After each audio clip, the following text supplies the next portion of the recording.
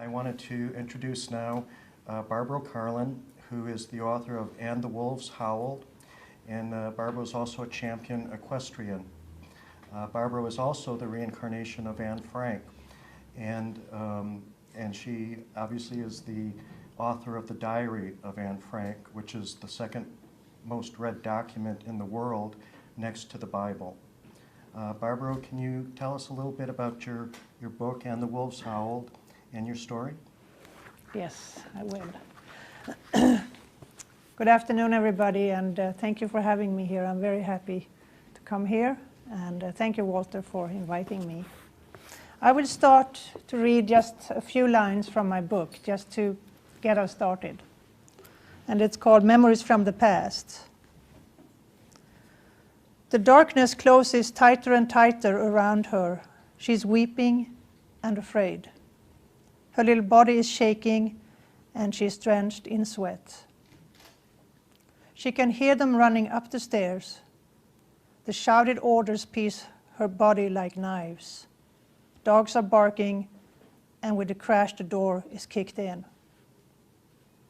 She wakes up. It's almost light outside.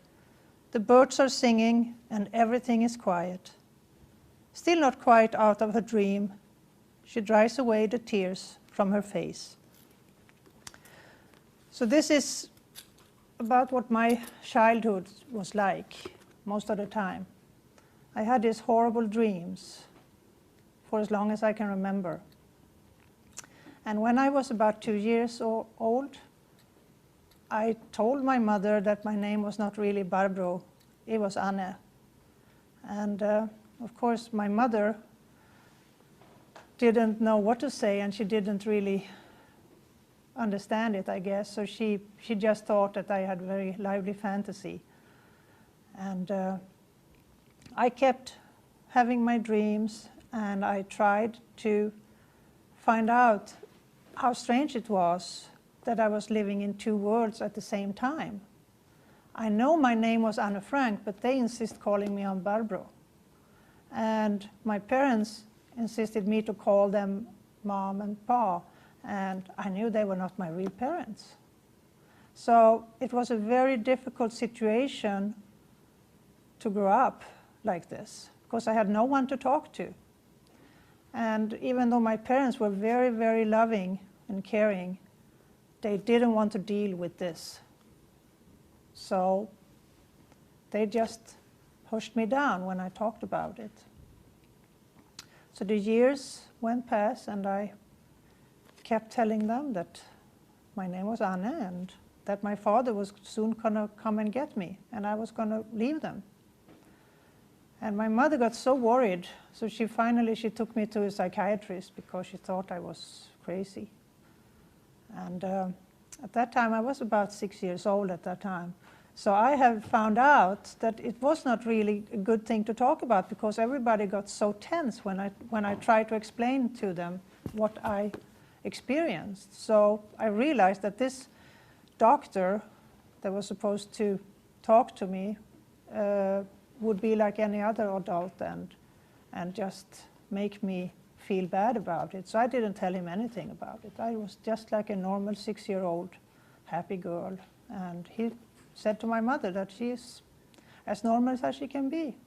So don't worry about it, she will grow out of it. Well, I never did. I had my memories with me, and I just became more and more quiet about it. But then when I was 7 and I started school, I learned how to read and how to write.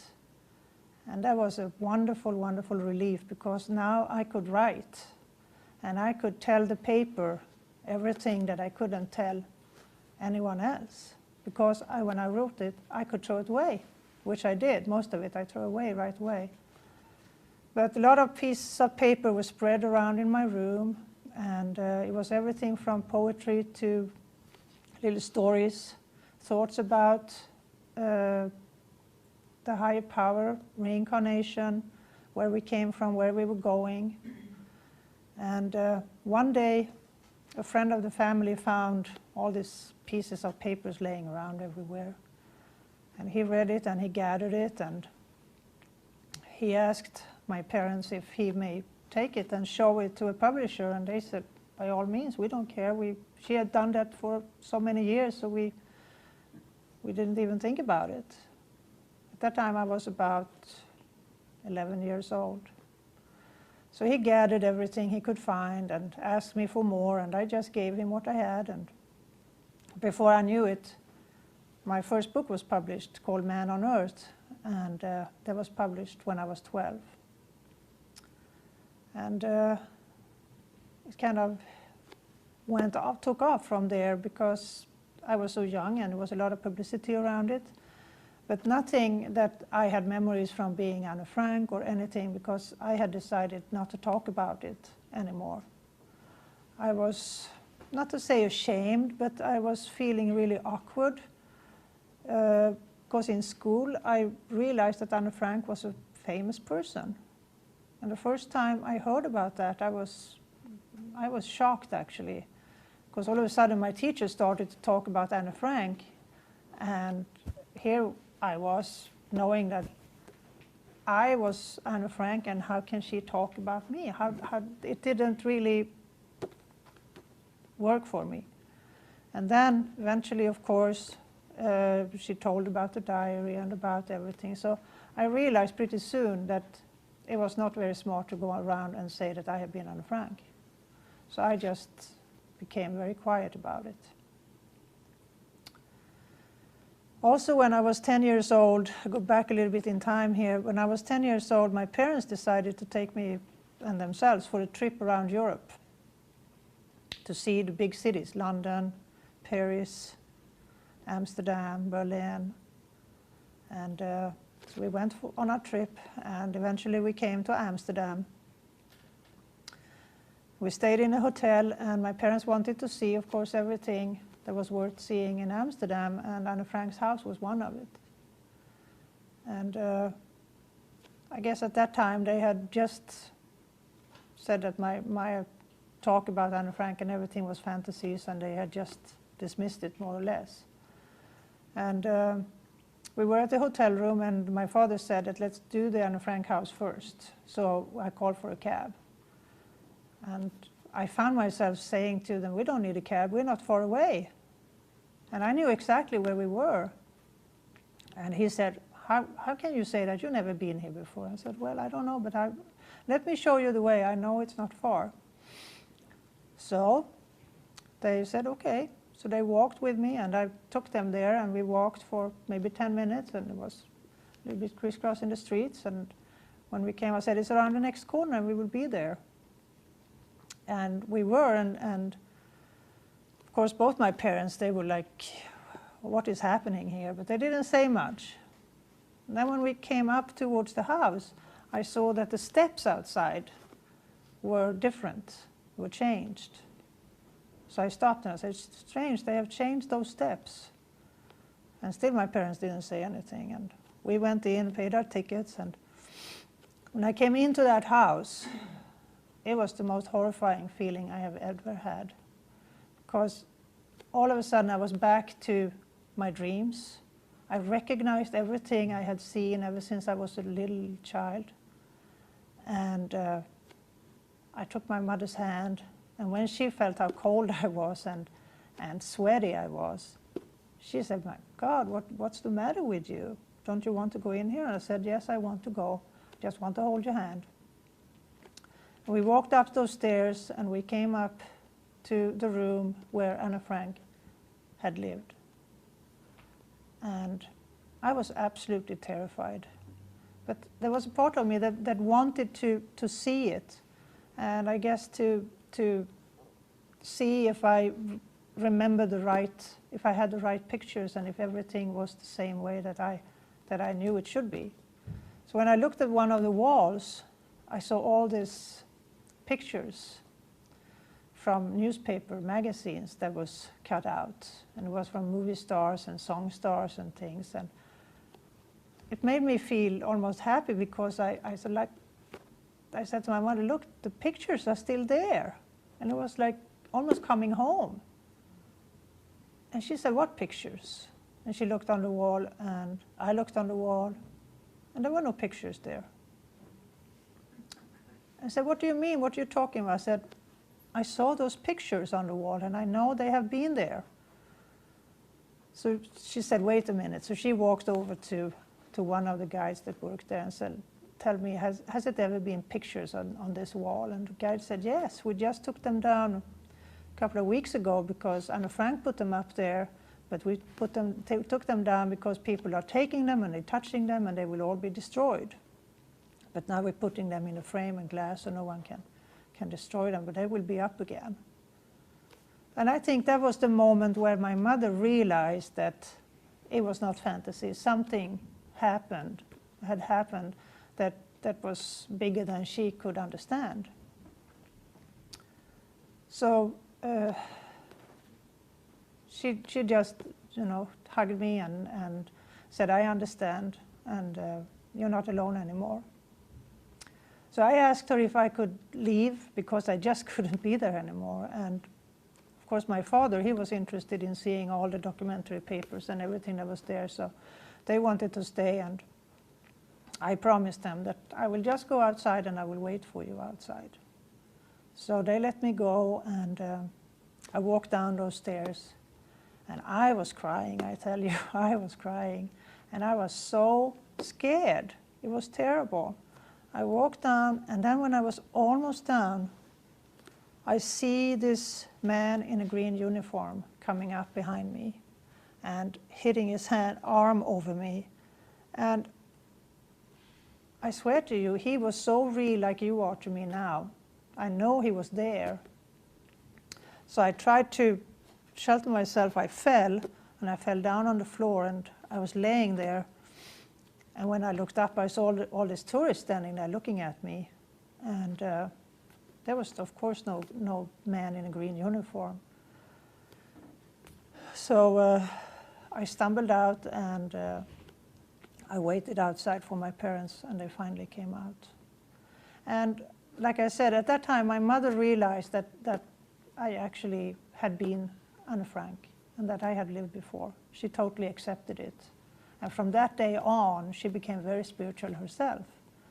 My father was a little bit different because he was almost annoyed that he had been overproved that I had lived before.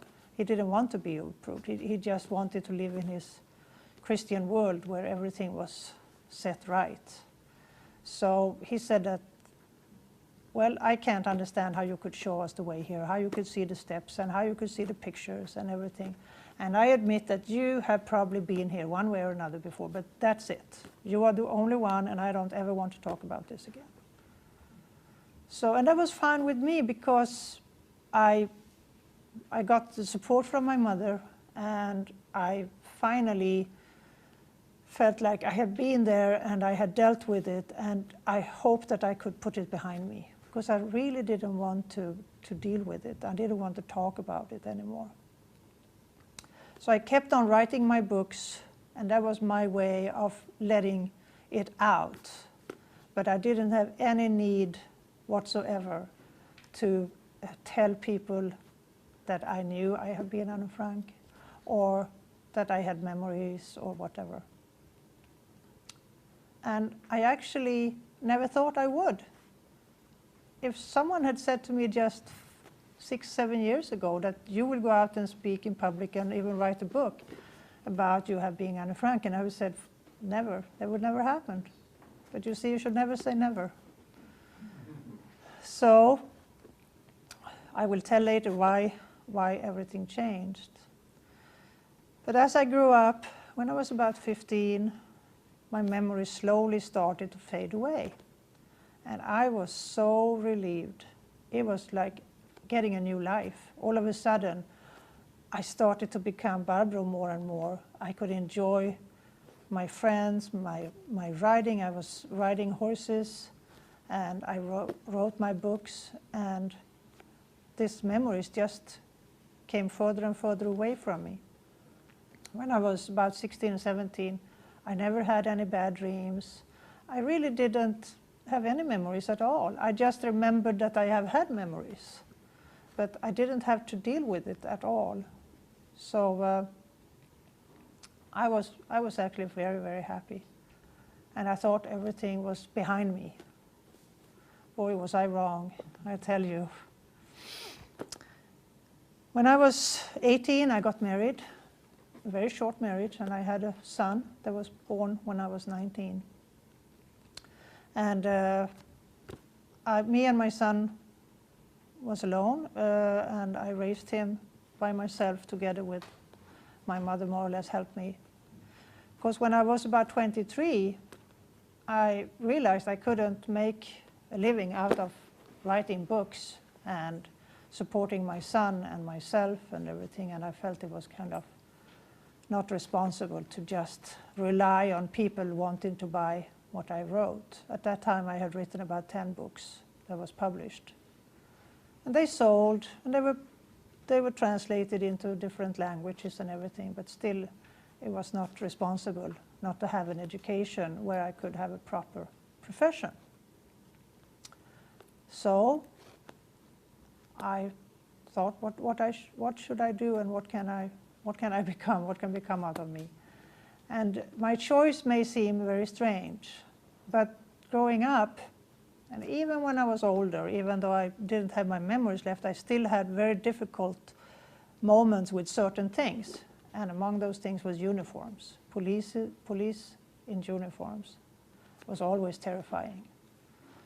So when I was pulled over by a police car, asked to show my driver's license, that was like someone was going to kill me.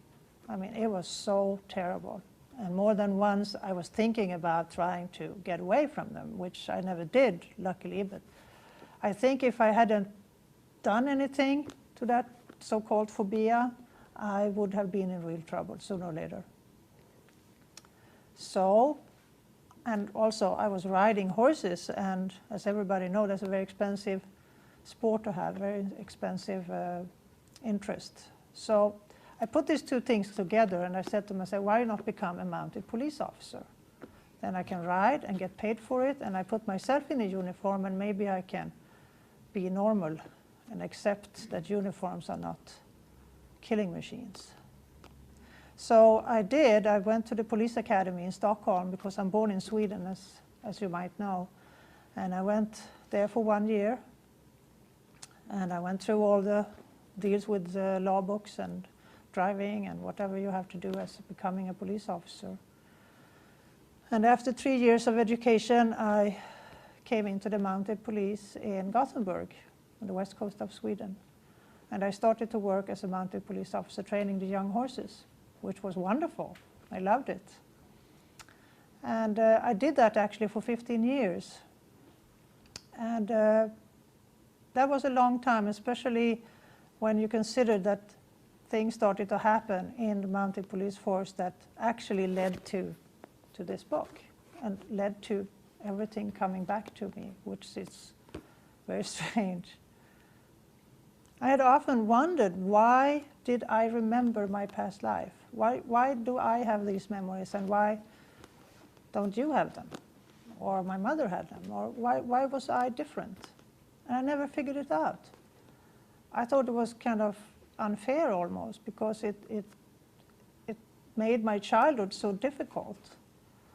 And also when I wrote my books, I grew up not as a normal child because of the books made so much publicity. So I was supposed to give speeches and read from my books, and priests and this and that wanted to discuss with me, and I was not really allowed to be a child. So I thought it was kind of unfair, and I was wondering why, and I was soon to get the answer. There was especially one man at the police force that I was terrified of him. When I heard his voice and when he talked to me, I mean, it was like terrible, terrible experience. And this went on, and it just escalated. And the event that happened, it's all described in my book, and it's a very long story. I can't do it because then we will not leave here tonight. So I will just tell you that he, together with another person, started kind of a prosecution against me and a crusade against me for no reason whatsoever, not at least what I could figure out at that time. And it just got worse and worse and worse. So finally I found myself living in that nightmare that I have had almost as a child. I had it in my life. Of course they didn't come barging into my house and with dogs but this crusade against me and this prosecution against me was so determined and it was so strong, I couldn't get away from it. No way I could get away from it. And after a very short while, my memories came back. My dreams came back, like the dreams I had when I was a child, all of a sudden. So I found myself having nightmares in the day and nightmares in the night. And there was no relief to be found anywhere. And it was driving me crazy. This went on for more than a year. And I didn't know what to do. There were no answer for me why this was happening. I couldn't see the connection between the nightmares I had as a child and that was coming back and what was happening to me in the daytime. And in my despair and not having any answers to all my questions, I was this close of ending my life because I just couldn't deal with it. And as a last resource, I walked out one night. I walked out to the ocean and I was sitting there and I said, why is this happening to me? Why do I have my memories? What can I do? And I got this strength inside me, this light really that came inside me, and it just filled me with light. And I just knew that I will get answer to all my questions if I just was strong and I didn't give up and I was just staying alive most of all. And at that night, when I came home, I went to sleep. I had a nightmare again. But the nightmare was the answer of all those questions. And it showed me what happened. And at that night, I realized that what happens to you in one lifetime affects you in this lifetime or in the next lifetime. It's not a coincidence when things happen to you. It always has a purpose. But even if we can't see the purpose, we have to believe in it and we have to be strong and we have to trust our inner spirit, the good force within ourselves, and not let the evil forces take over. And in my dream, I could see that those two people that have persecuted me in this life, they were in my past life. And there were things happened in my last days of life as Anne Frank that is not known, and I certainly didn't know about it, and that explained why it happened as it did in this lifetime, because there was unfinished business, so to speak. And when I realized that, it gave me so much strength. So I could stand up and say, well, last time you managed to kill me, this time you will not. This time I had the choice to stand up and say that I will not allow you to kill me. But in my past life, I didn't have that choice. And after that, I came to the conclusion that the reason why I've had these memories must have been, first of all, I wouldn't have survived this thing if I haven't had the memories, because then everything would have seemed totally meaningless and evil to me. And the second thing is that I wrote my book, and where I go out and I say that I was Anne Frank. And that is not the important message, but the important message is that if you know that you have had a life before, if you know that it could be things that happened to you in your past life, or it could be karma, it could be people around you that affected you in a way that they did at that time. This is the reason why it happens now.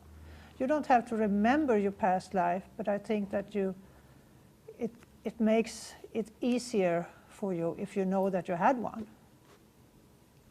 And to me, it definitely saved my life to see the connection and to know that I was the one to make the choice in this life. And I think that we all have that possibility to make our own choices. And that is why I wrote this book.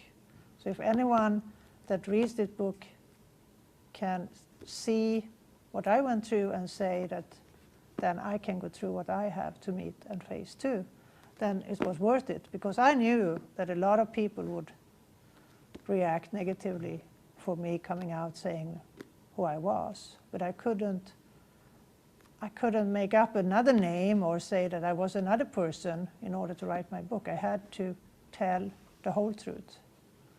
And that is what I'm here to do. And I'm very happy that you wanted to listen to me, and thank you for coming. Thank you.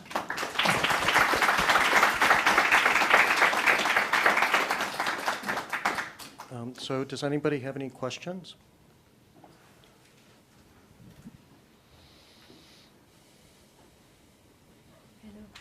Hello. I wanted to know, have you been able to get rid of any anxieties from that past life? Yes. I actually, after this last dream I had, and when everything became clear to me, it was like taking away a shade in front of my eyes. It was really, I came to total peace with my memories and with my life in general too. And that's also a part of why I moved to America, actually. I moved here 5 years ago, and that was like a new start of my life, because I got rid of the whole backpack I had carried with me for all those years. So no more anxiety, no. And have you found out other past lives other than Anne Frank's? No, I haven't. I have never really looked into that, because I have been asked many times if I want to do a regression, and I am so afraid of going back into that life again. So I really don't want to, and I had more than enough of memories that I wanted. So I really don't want to open that door again.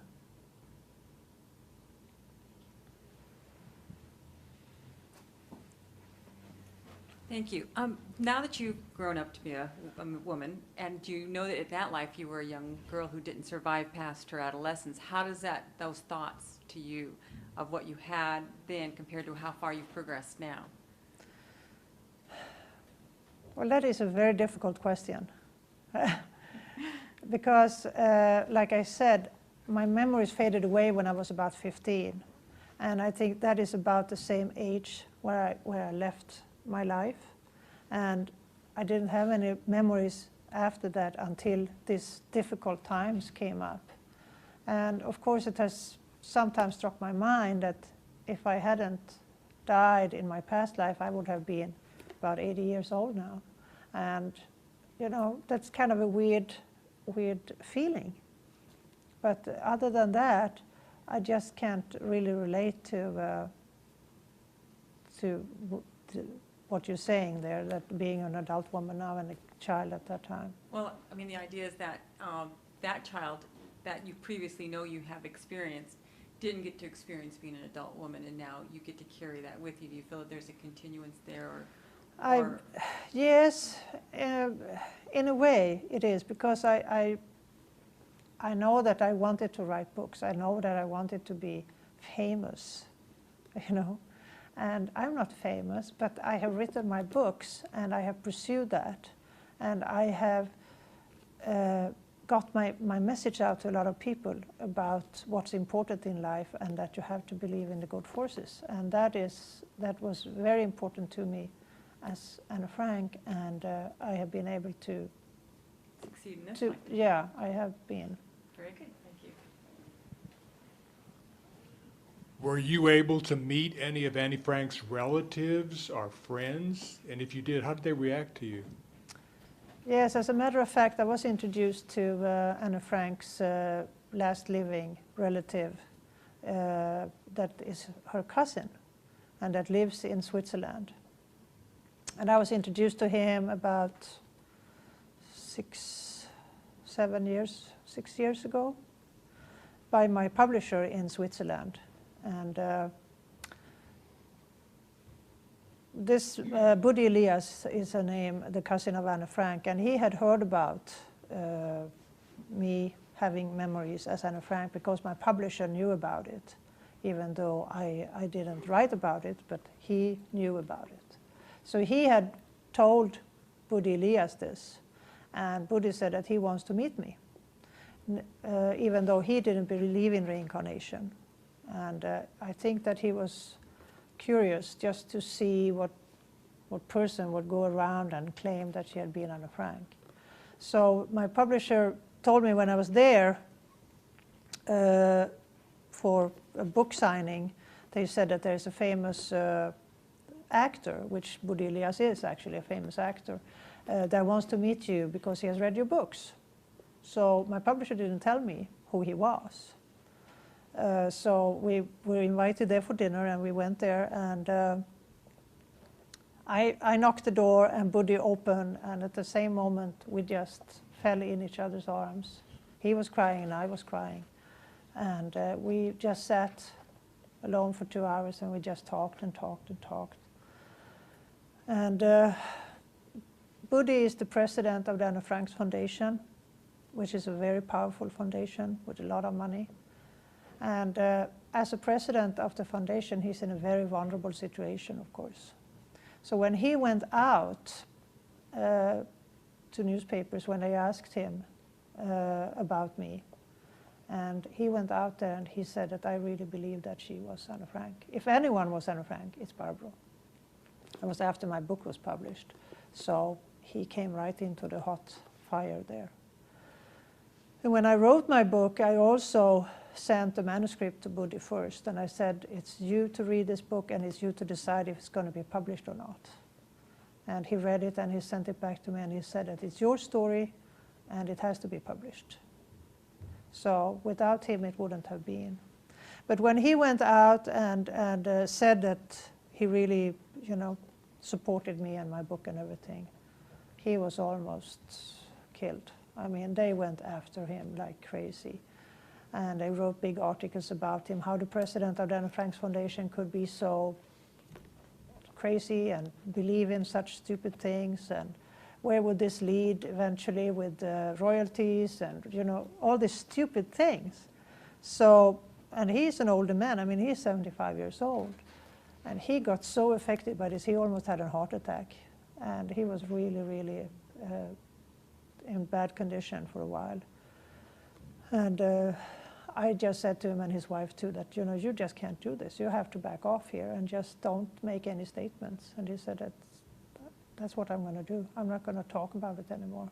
So he has been, of course, questioned a lot to go out and talk about it, but he just doesn't do anything anymore with it. But we are very, very close friends. And every time I go to Switzerland, I stay with Buddy and his wife. And we have weekly contact, more or less.